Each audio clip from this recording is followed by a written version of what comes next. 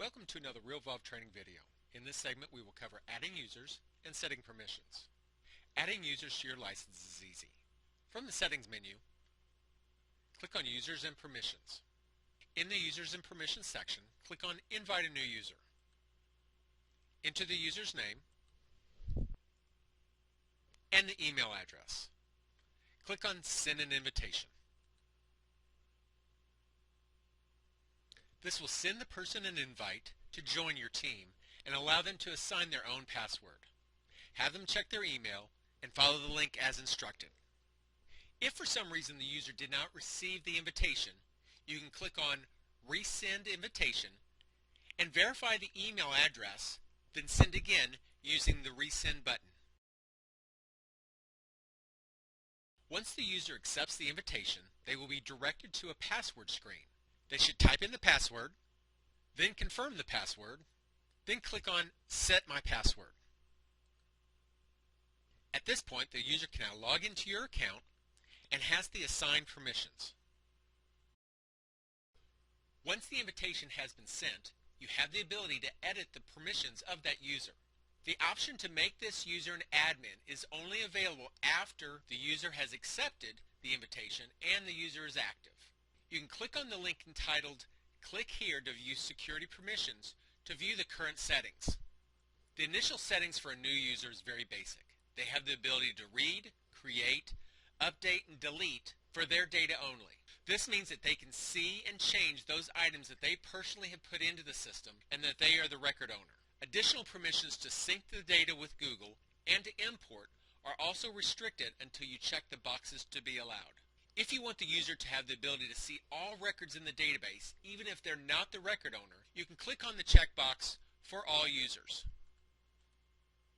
If you decide that you don't want to allow them to have the rights to delete other users' data, uncheck the For All Users option to remove it. By having the For All Users unchecked for the All Sections type, you are able to give restricted access to different sections of Realvolve. To do this, click on the Add New button above the Permissions table. This will add a new line at the bottom. You can then specify which section and which access rights you want to allow. You may want to give rights to read or view to all contacts in the database, but not update and delete. We'll click on Contact, Read for all users. Updating and deleting would be allowed for their own records, but not for other users. You may want to give the user the ability to read and update workflows from other users. We will click on Add New to add a new line item. Select the workflow from the drop-down list. The access right is Read for all users. We'll add another one. Choose Workflow and Update for all users. So in this particular case, the user will have read rights on all contacts and also the ability to read and update workflows from all users. Individual rights can be assigned to each of the different sections: contacts, properties, transactions, workflows, templates, tasks, documents, and notes. Any right can be deleted by using the X button.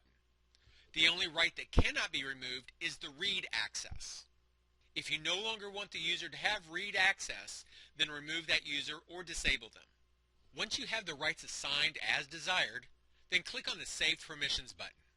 To make the user a full administrator with full permissions to your account, click on the Make This Subuser an Admin. If you need to disable the user, click on the Slide button to lock them out. Once it's locked, they will not be able to log back in. Click it again to give rights back. To remove the administrative rights of a user, simply uncheck the checkbox. One special permission setting has been set up for teams that want to have restricted access to properties and transactions, where only those users that have some affiliation with the property or transaction should have rights. To do this, simply add an activity to the property or transaction and assign them as the user of that activity. They will then be given rights to view and update the property or transaction. The assumption is that if they have some activity assigned to them that is tied to that property or transaction, then they should have rights to see that and update it. creation of the activity can be done individually or through a workflow activity using the Assign To field. By creating an individual activity on the calendar with the Assign To field being the other user, that gives that user the rights to that property or transaction. Individual activities in a workflow can do the same thing. Most of the time, workflow activities are assigned to individual users. However, Realvolve can use placeholders for users.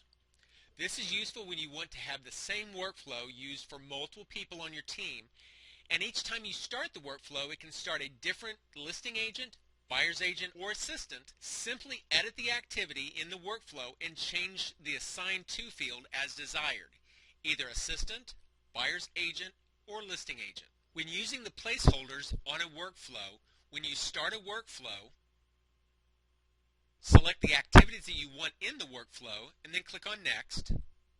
Here you can see that we've assigned the role of listing agent to Joe and the role of assistant to Annie. This will give them both rights to the property even though they are not the record owner.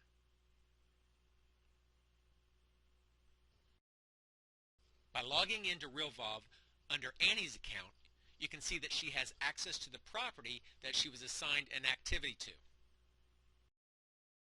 If you have additional questions, visit our help desk or send us an email, support@realvolve.com. Have a great day.